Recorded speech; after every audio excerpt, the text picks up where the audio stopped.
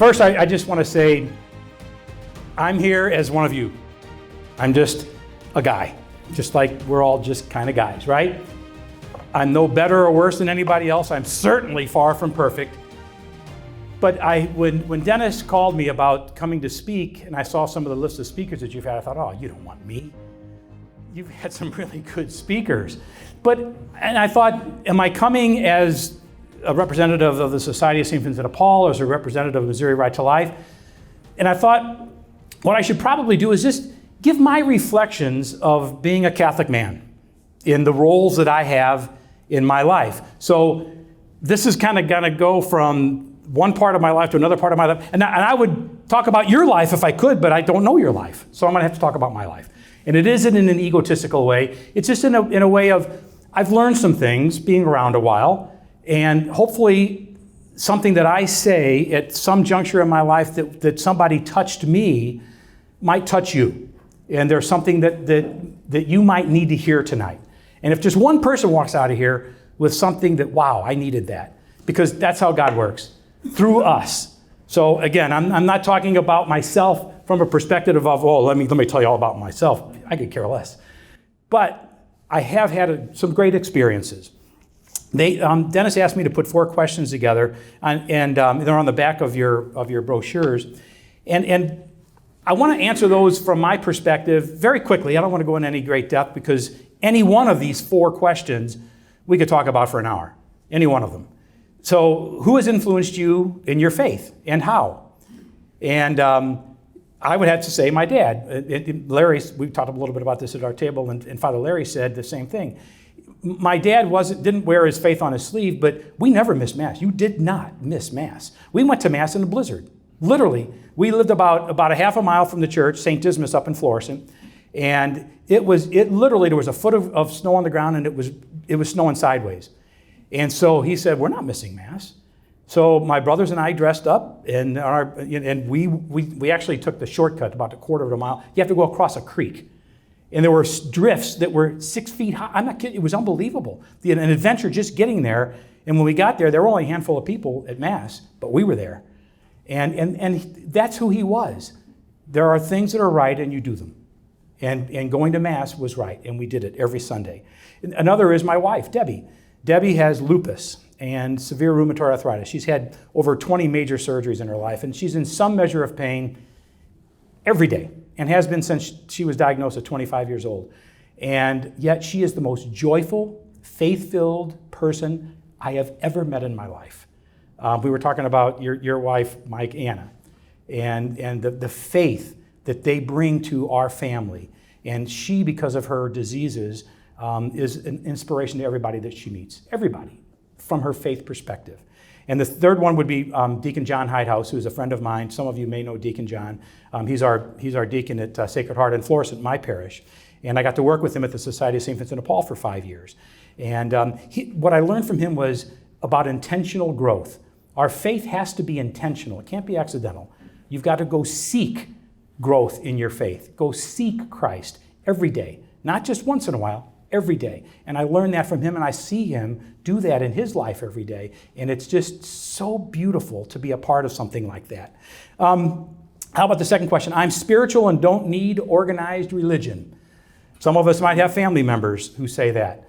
I had a son who said that. And it breaks your heart. But something my dad said was, you are who you hang out with. And if you hang out with people of faith, those people are going to lift you up. They're going to help you grow closer to Christ. And if you avoid them and you hang out with people who don't pursue their faith, there's a pretty good chance that you're really not going to pursue your faith. You might say you're spiritual, but you're going no place. That's just the way it is. We need each other. We're relational people. We need each other. Desperately, we need each other.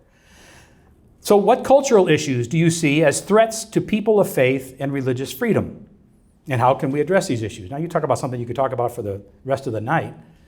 And I just wrote down redefining when life begins is a cultural issue. Redefining marriage. Redefining gender. These are things that are destroying our culture. And what are we doing about them? That's a question that we have to ask ourselves. What are we doing about? What am I doing about those? And then lastly, I left the church because of the sex abuse scandal. The church is Christ, so it's leaving Christ. He has seated that church with us and with our pastors and our bishops. All of us are sinners. All of us have failed. Because someone has failed does not mean we turn our back on Christ. It should never be that way. So the roles that I have, my first role I see is being a husband to Debbie. And I just talked about Debbie. And my role as a husband is really very simple: to love her. And I do. We've been married for 47 years, and we've had our ups and downs. We've had tough times. You don't raise 4 kids and not have any issues, right? We've had our issues, but God saw us through those issues. Our faith saw us through those issues. And our faith was stronger at the end of those difficult issues, because it says you're marrying for better or for worse. And there are some worse times, and there are some great times. And usually the great times are on the other side of the worst times, if you're willing to pursue the joy of your faith. And also as a husband is to be the spiritual leader of our family. It says in Scripture, wives, obey your husbands, and husbands, love your wives. Now, a lot of wives don't like that. Obey your husband. I'm not going to, what do you mean? This is a 50-50. No, it's not. It's scriptural.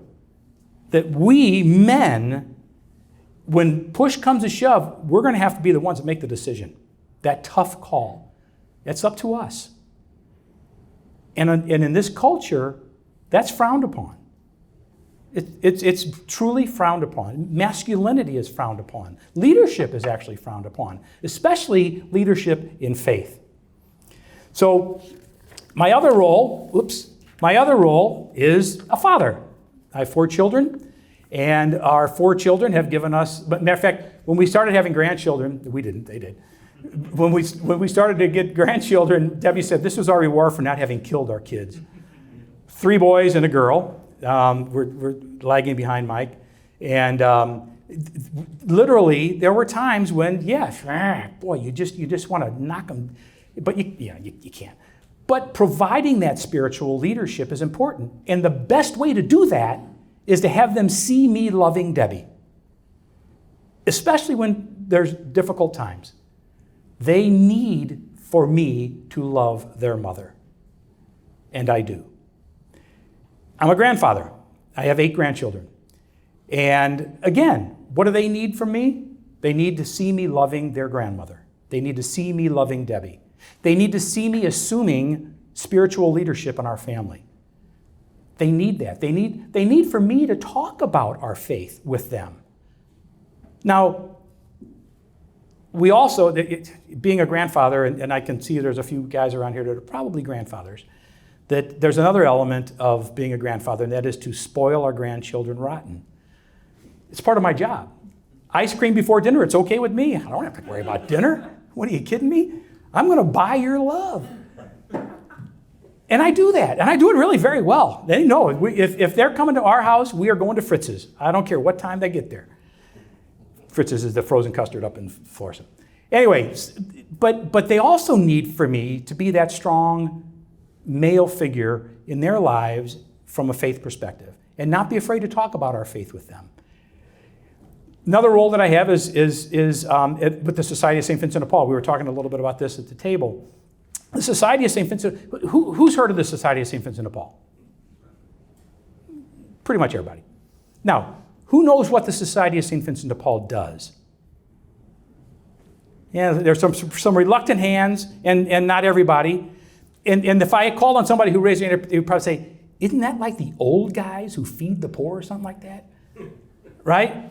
That's a perception I had over 13 years ago when I got involved in the Society of St. Vincent de Paul. And that's not true. Oh yeah, there are some old guys, sure. And we do feed the poor, sure. But that's not what the Society of St. Vincent de Paul is all about. The Society of St. Vincent de Paul is about one thing and one thing only. That our Vincentians, which is our word for our volunteers, grow closer to Christ. That's it.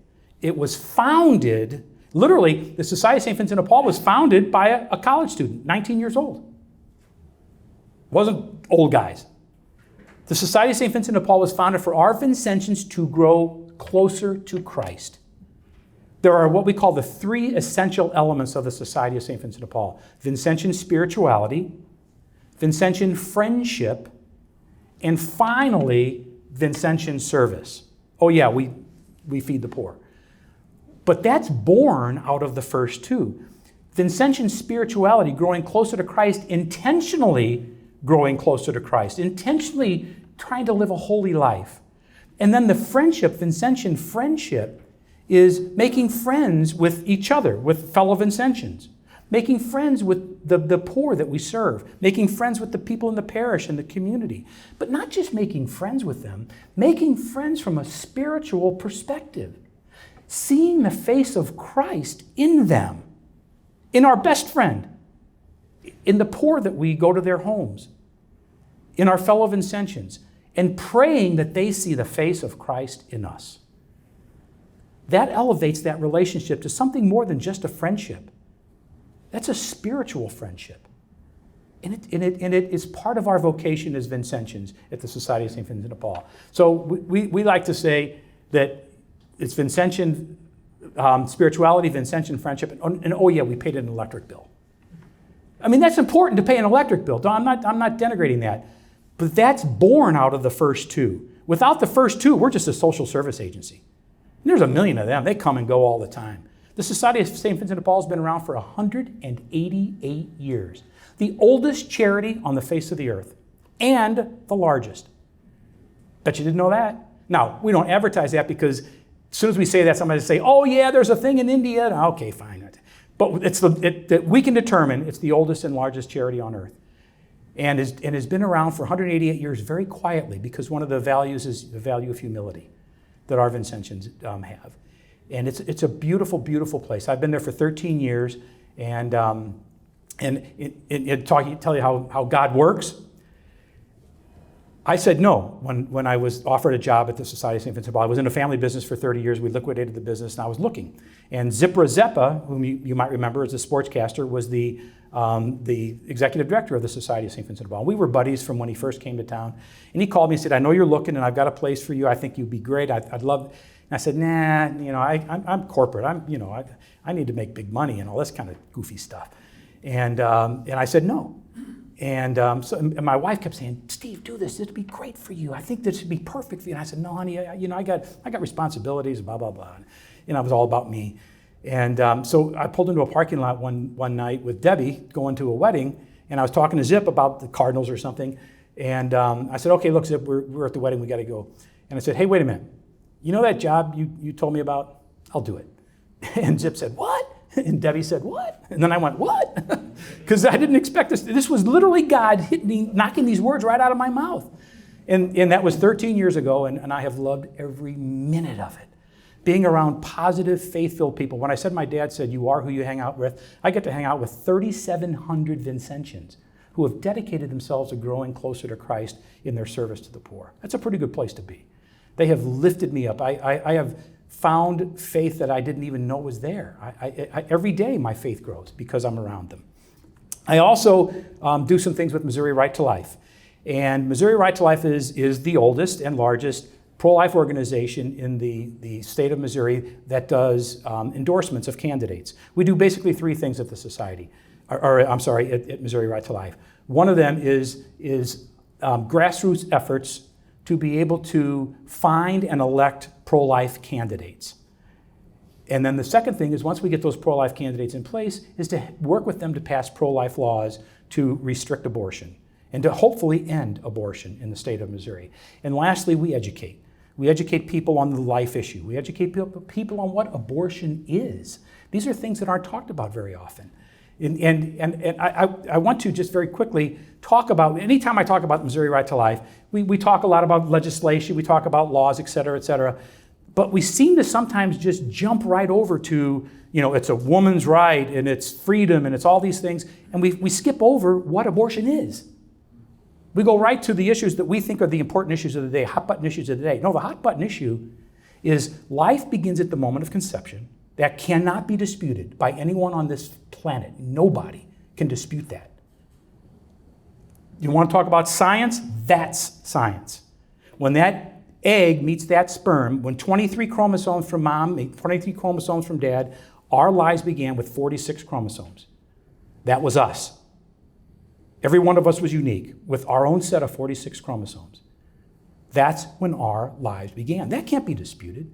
Now they can denigrate, they can say, well, you were dependent on the mother, or you didn't have a heartbeat, or you didn't. Who cares? It was still me. If you would have stopped my life at that point, I wouldn't be here today, because I was me at the moment of conception. So life in the womb is precious and sacred. So what does abortion do? Abortion takes that life. It stops that human being with 46 chromosomes, that person, that unique DNA, unique to anyone else who's ever lived. And abortion takes their lives in some of the most violent and barbaric ways ever devised by man. Here's just one way. The most popular abortion in America has become the abortion pill.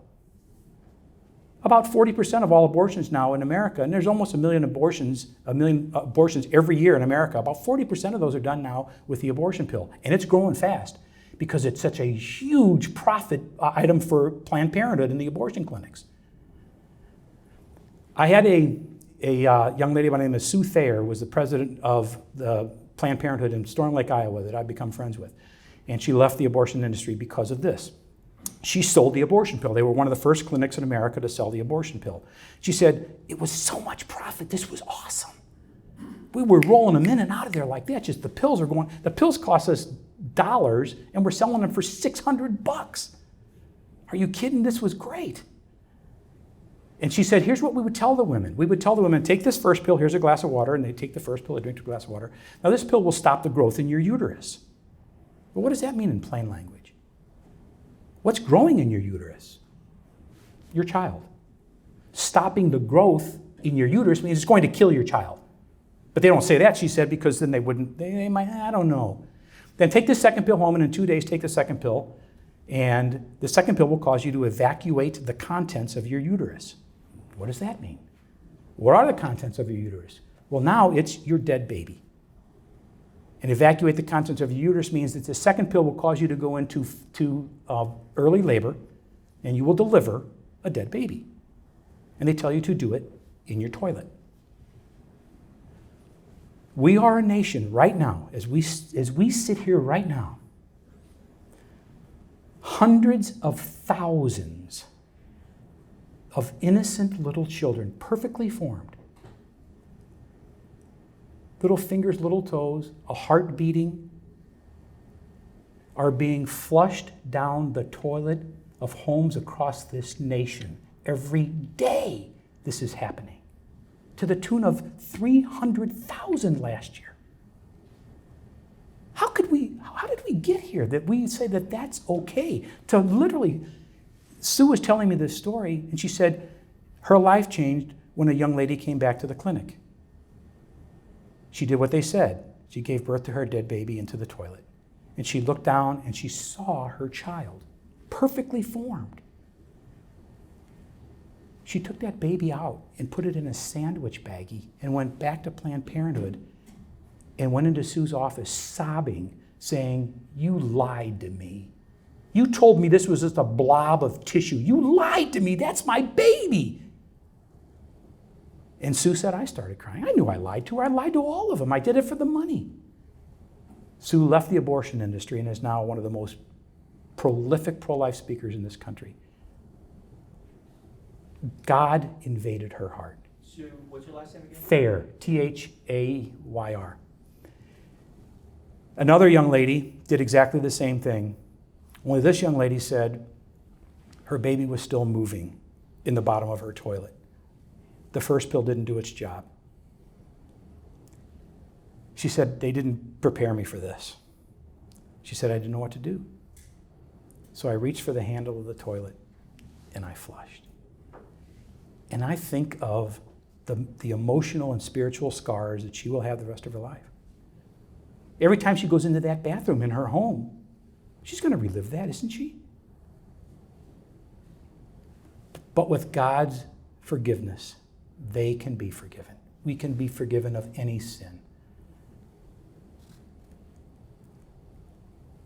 I also am as Dennis said, a speaker or teacher with the Right Start Program.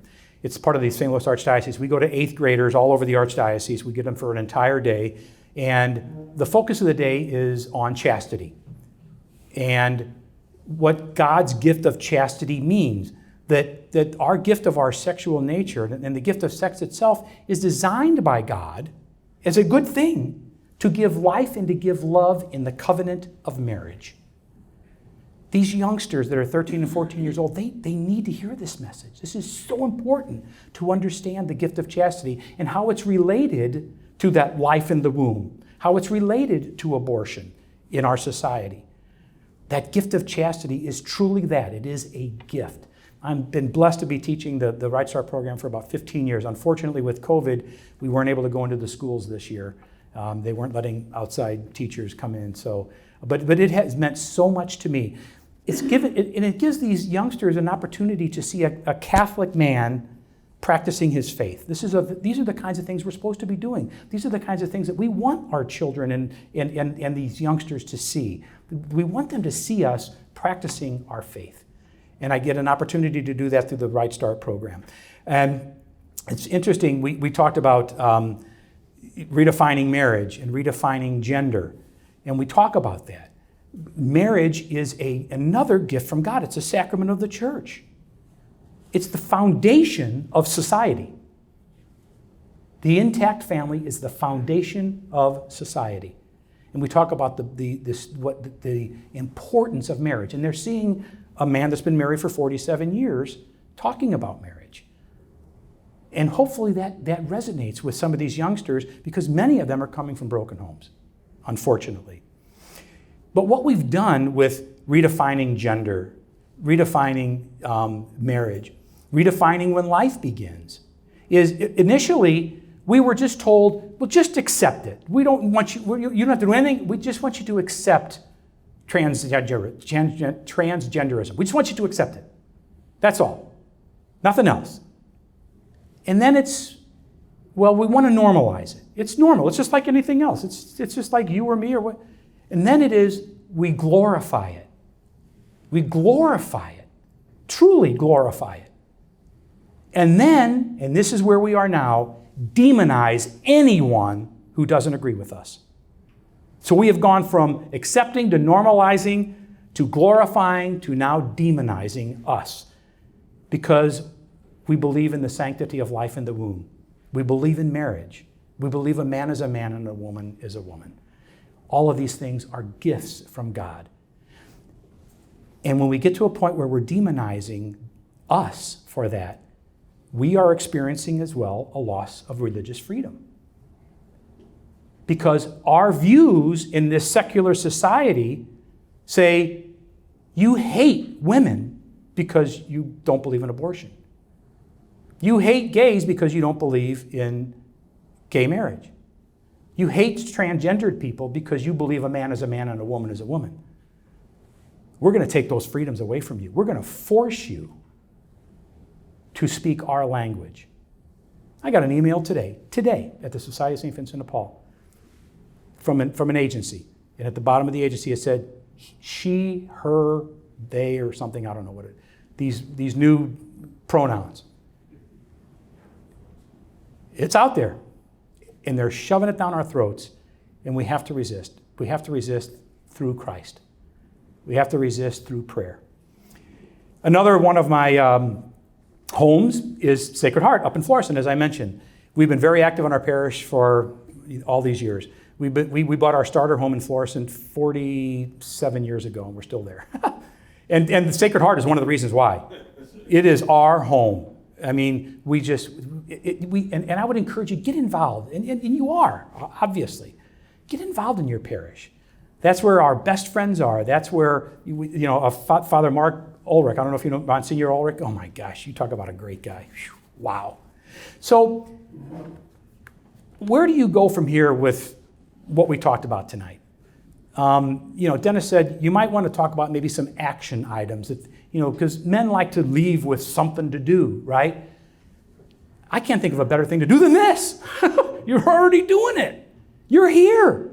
God bless you for being here. This is an awesome organization. I'm so proud of Father Larry and Father Jeff, who's one of my best friends. And Father Jeff and I was telling a couple of people a couple of stories about him, and oh my gosh, he is a nut. He's one of the greatest nuts in the world, though, isn't he? And so you're here. You're pursuing Christ through the Transcendent Men organization. And God bless you for that. And I would encourage you, and Father talked about this, praying. The power of prayer. If I said, who believes in the power of prayer? Every hand goes up, right? Everybody believes in the power of prayer. I was having a conversation, and I'm going to end with this, with Deacon John Hidehouse about Joe Biden. And we were getting kind of angry about what he was doing. Righteous anger, but it was anger. And it was unhealthy anger. Because I was thinking, we have to do something to stop this maniac. And I recognized that there was hate in my heart. And the devil was happy about that. The devil wants me to have hate in my heart. And I don't want to have hate in my heart. I want to have love in my heart. I love life. I love people. I know we're all created equal. I know that Joe Biden is made in the image and likeness of God. I can't hate him. The devil wants me to, but I had to resist that. So we talked about, what can we do? We believe in the power of prayer. We talked about Dr. Bernard Nathanson. Dr. Bernard Nathanson was an abortionist.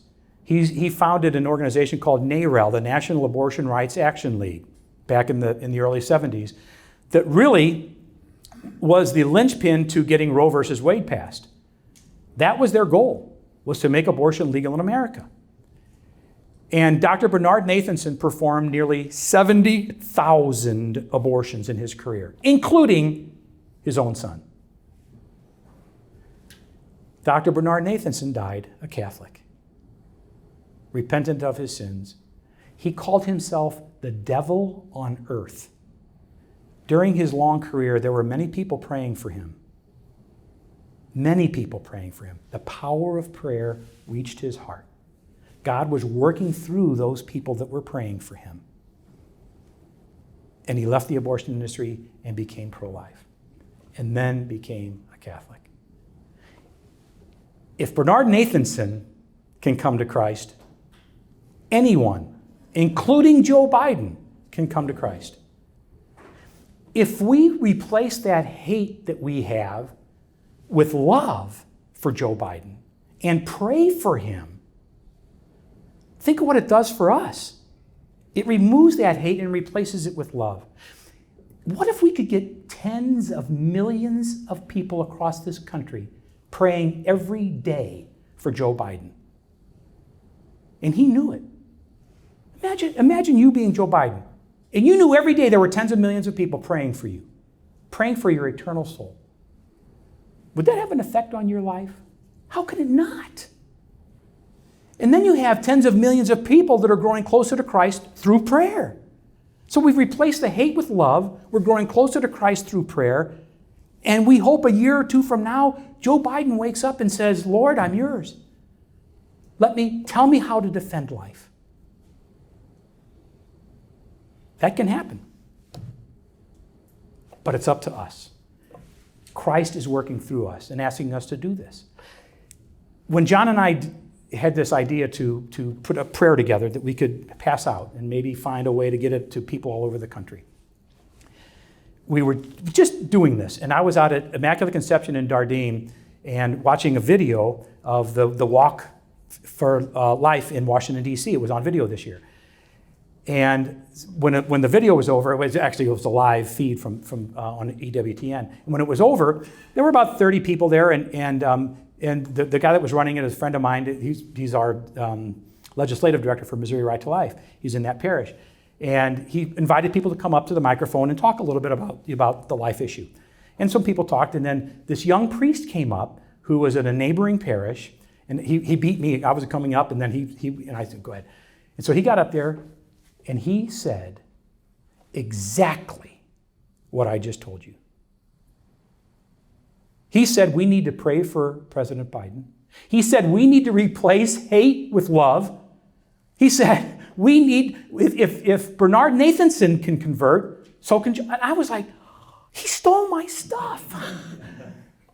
And I was, you talk about God, pushing you in a direction. And then I read in LifeSite News about Bishop, there's the bishop of the military, Joe Coffey, was a priest here in St. Louis. He was a chaplain for the Navy and stationed in St. Louis for a few years. And I got to know Father Joe, who is now Bishop Joe over the military. And I read an article in Life News, and he said, if Bernard Nathanson can convert, so can Joe Biden. We need to pray for him. And I called him. I said, I can't believe you said that. That's the second person now. So it was like, okay, God, I got to do this. So we're working on a prayer, and we've gotten input from me, a layperson, John, a deacon, from a pastor, from a bishop, an archbishop, and a cardinal. So we're hoping to be able to put a pretty good prayer together to be able to reach Joe Biden in his heart. So stay tuned. That's something that you can do. If Dennis said, give them something to do. All right, what I'm going to give you to do is stay in touch with Dennis. Through Dennis, I'll let you know when this prayer is ready. And then ask you to say that prayer and ask you to distribute it to anyone that you can. Let's pray for Joe Biden. He needs it. So I thank you for letting me come. Thank you again for all that you're doing, and God bless you.